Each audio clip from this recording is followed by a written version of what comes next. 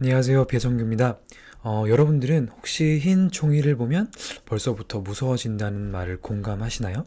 오늘은 정말 그림을 좋아해서 시작한 그림인데 흰 종이를 보면 뭘 그려야 할지 숨부터 턱 막히거나 막막함이 몰려오고 언제부턴가 남들과 비교하기 시작하고 자신감을 잃어가면서 그림의 흥미를 조금씩 잃어가고 있는 분들을 위해서 제가 고민했던 내용들을 한번 말씀드리려고 해요.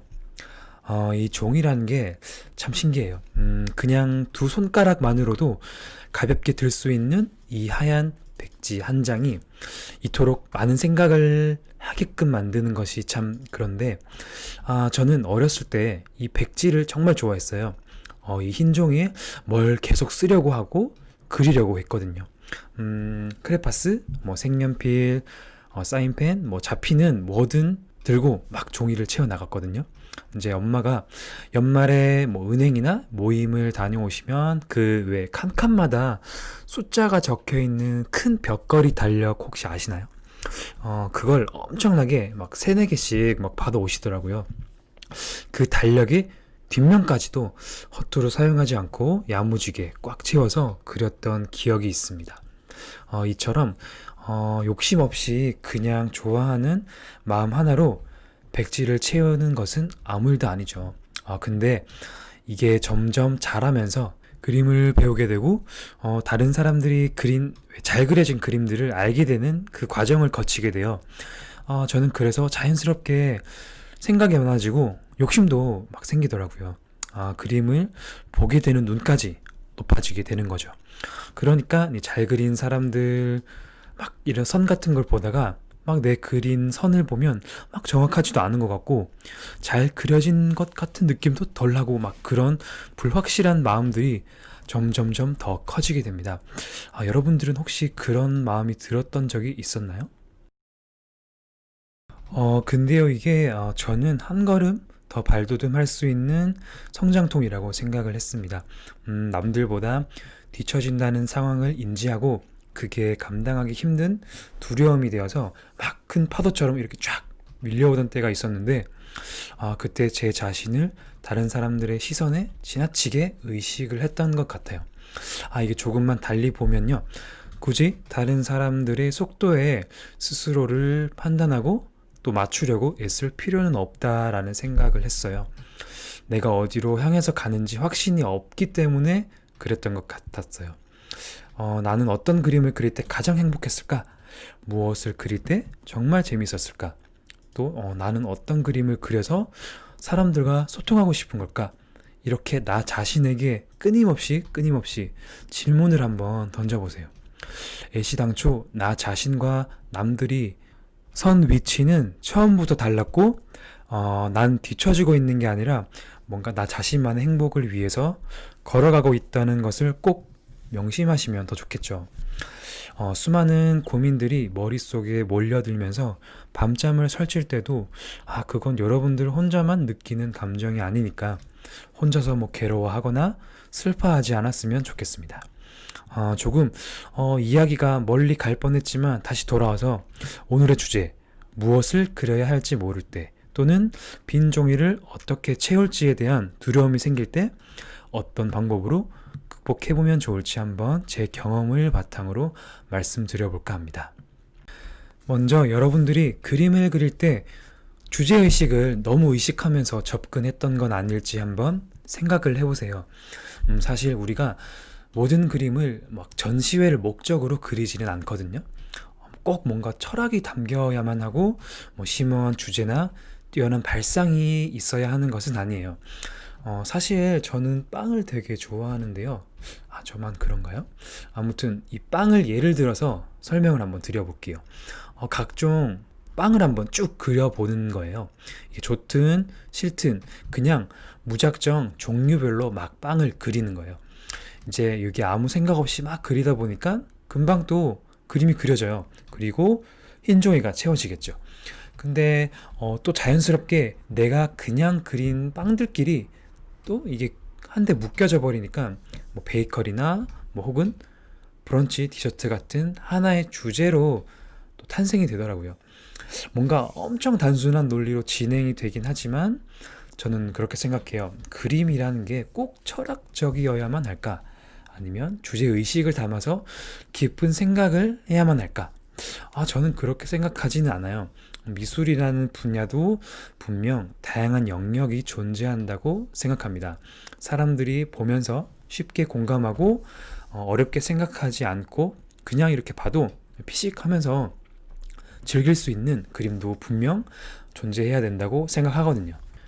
여러분들이 마음먹고 구입한 비싼 재료도 종이 앞에서 되게 막막해진다면 쓸모가 없거든요.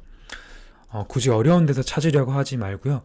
사람마다 좋아하는 부분이 다 다르기 때문에 정답은 없다고 생각합니다. 모든 사람들을 다 만족시킬 수 있는 그림은 그래서 없는 거죠. 그래서 취향이란 게 존재하는 이유도 그렇지 않을까요? 저는 그림을 그릴 때 시간에 초점을 맞추는데요. 먼저 누구에게나 주어지는 오늘이라는 시간 말이죠. 그래서 집, 길거리, 카페 등 어디에서나 맞닥뜨리는 평범하고 소소한 일상의 하루치 작은 순간들을 기록하는 습관이 있어요. 사진이든 글이든 상관없이요. 그러면 이 오늘이라는 시간을 잘 활용할 수 있게 되는데 어쩌면은 아주 작고 사소한 일일지도 모르는 일상 속에서 약간 찰나의 순간이 있겠지만 이게 누군가에게는 아직 오지 않은 미래의 가슴 뛰는 설렘이 될 수 있고 또 다른 누군가에겐 이미 지나갔지만 마음 한편에 남은 아련함이 일 수도 있고 또 다른 누군가는 갑갑한 일상에서 벗어나고 싶은 간절한 희망들이 이야기로 또 탄생될 수 있더라고요. 이런 자발적인 작은 행동들이 여러분들에겐 흥미로운 원동력이 될 수도 있어요. 근데 또 우리가 평생 빵만 그릴 건 아니잖아요. 그쵸? 빵을 그리면 또 빵을 담을 접시도 그려야 하고 접시를 그리고 나면 그 빵을 먹을 포크도 그려야 하고 빵만 먹으면 또 목이 막히니까 커피나 우유도 마셔야 되고 그 빵과 커피를 먹을 사람도 필요하겠죠.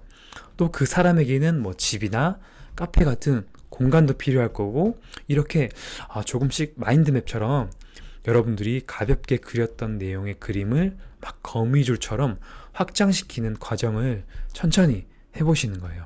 일종의 약간 브레인스토밍을 시각화하는 작업이라고 생각하시면 돼요. 사람이나 풍경을 그릴 때도 어렵게 접근하면 정말 힘들거든요. 먼저 사람 그리기는 이게 말만 들어도 참 힘들고 어렵게 느껴지거든요. 이게 사람 그리기는 여러분들이 똑같이 그리려고 노력할수록 점점 더 약간 거부감이 들 수도 있어요. 왜냐하면 어렵기 때문에. 처음에는 그래서 간단한 방법부터 해보는 거죠. 특정 대상을 양해를 구하고 촬영을 하거나 지인을 활용해도 좋고 인물 화보나 좋아하는 연예인 사진을 준비해 주셔도 좋고요. 저의 경우는 패션 브랜드인 자라나 혹은 마시모두띠의 앱이나 웹사이트에서 계절별로 인물 사진을 이렇게 캡처를 해두고 있는데 요즘은 디지털 시대잖아요. 핸드폰과 컴퓨터 하나로 어디든 볼 수 있는 세상이니까 저의 경우는 인스타그램 태그 기능이나 핀터레스트 기능을 정말 많이 활용해요. 인스타그램 태그 기능은 특히 정말 편한데 이게 인물, 사물, 풍경은 물론 구도까지 다양하게 정리를 해가지고 여러분들이 태그에 입력만 하면 이 정사각형 공간에 정리를 해서 보여주게 되는 거죠. 이것만큼 친절하고 편리한 좋은 교육 자료가 어디 있겠나 싶더라고요. 내가 그려보고 싶은 사진들을 캡처를 하거나 저장을 해서 폴더별로 이렇게 모아두세요. 이게 언제든 꺼내서 볼 수 있도록 말이죠. 이런 여러 가지 방법들을 활용해서 인물 이미지를 준비합니다. 그 다음 자세히 관찰하는 거예요. 이 과정이 정말 중요하거든요. 처음엔 서툴고 보는 대로 그림으로 옮겨서 그리는 게 진짜 어려운데 우리 단순하게 생각하자고요. 큰 형태부터 보면서 차근차근 덩어리를 만들어 주세요. 눈은 단순한 점으로 표현하셔도 되고 코와 입은 직선과 곡선으로 좀 심플하게 그리셔도 돼요. 대략적인 형태만 먼저 잡아가면서 차츰차츰 선을 다루는 법을 깨우칩니다. 이럴 때는 디지털 작업으로 익히면은 정말 편하고 좋더라고요. 저의 경우는 약간 아이패드에 사진을 불러와서 붓투명들을 조절을 한 다음에 그 위에 이제 그림을 따라 그려보는 트레싱 방식도 추천합니다. 이렇게 꾸준하게 여러분들이 하루에 10분만이라도 조금씩 그려주셔도 일주일이면 70분, 한 달이면 뭐 300분, 1년이면 3650분, 이게 환산하면 거의 60시간 정도가 여러분의 노력의 시간으로 그대로 돌아오게 되는 거죠. 목표를 너무 무리하게 잡지 말고요. 딱 내가 감당을 할 수 있을 만큼만 잡아주세요. 그리고 풍경을 그릴 때는 가장 익숙하고 친근해서 내가 떠올리기 가장 쉬운 곳부터 시작하면 좋아요. 뭐 예를 들어 내 책상을 시작으로 내 침대, 내 서랍, 내 방, 우리 집, 우리 동네, 뭐 이런 식으로 점점 더 확장된 개념으로 그림을 그려보는 거예요. 그렇게 내가 익숙했던 곳을 다 그려보고 이번에는 내가 가보고 싶은 곳을 찾는 거죠. 여행 스케치 많이들 꿈꾸시는데요. 저도 여행 갈 때 아이패드 들고 간 적이 있었거든요. 근데 안 그려요. 귀찮고 성가시더라고요. 이게 먹고 놀고 사진 찍기 바쁘잖아요. 사실 여행 가면. 그럴 땐 제가 아까 앞에서 말씀드렸던 방법을 한번 사용해 보세요. 기록하기. 사진이나 뭐 글로 뭐 그때의 모습들이나 뭐 그때의 순간들이나 그때의 감정들을 기록해 두는 거죠. 저의 경우는 뭐 일기 같은 것도 자주 쓰는데 글도 좋고 그림도 좋아요. 뭐 과제나 산문처럼 꼭 뭐 긴 글이나 뭐 복잡한 그림이 아닌 내가 알아볼 수 있을 정도로 뭐 글씨나 그림으로 기록해 두는 거죠. 그림의 경우 한 장면을 러프하게 구성하고 짤막한 글로 뭐 장면을 메모를 해두거나, 글의 경우는 뭐 한 줄이라도 좋으니까 그날의 뭐 가장 기억 남는 일이나 감정들을 짧게 기록을 하는 거예요. 365일 다 기록하면은 좋겠지만 저도 사람인지라 뭐 놀고 싶은 날, 쉬고 싶은 날 빼고 한 1년에 150개 정도는 의무적으로 막 채워보려고 하거든요. 이게 참 좋은 게 습관화를 해두시면은 뭐 사물을 관찰하는 능력이나 뭐 기억력을 조금 떠올려 보면서 그 대상과 장면을 뭐 시각화하는 요령이 생긴다거나 그날의 감정을 한 번 더 생각해 볼 수 있는 사고력을 높이는데 굉장히 도움이 많이 되더라고요. 이렇게 오늘 제가 여러분들에게 전해드린 이야기가 숙제처럼 느껴지길 바라지는 않아요. 여러분들 스스로 본인이 좋아하는 것, 잘하는 것, 익숙한 것에서부터 그림을 그려보면서 본인 스스로 만족스러운 그림을 그리는 것부터 천천히 일단 시작해보죠. 저도 때때로 지치거나 힘든 순간들이 있는데 그런 순간에도 누군가는 여러분들의 마음을 이해하고 공감하고 있다는 것을 꼭 잊지 않으셨으면 좋겠어요. 저처럼요. 오늘도 긴 이야기 들어주셔서 정말 감사드리고요. 댓글로 여러분들의 고충이나 이야기들을 편하게 한번 얘기해 주셔도 좋을 것 같아요. 그리고 좋아요, 구독도 해주시면 너무너무 감사합니다. 그럼 여러분, 저는 다음 주에 또 올게요. 감사합니다. 안녕.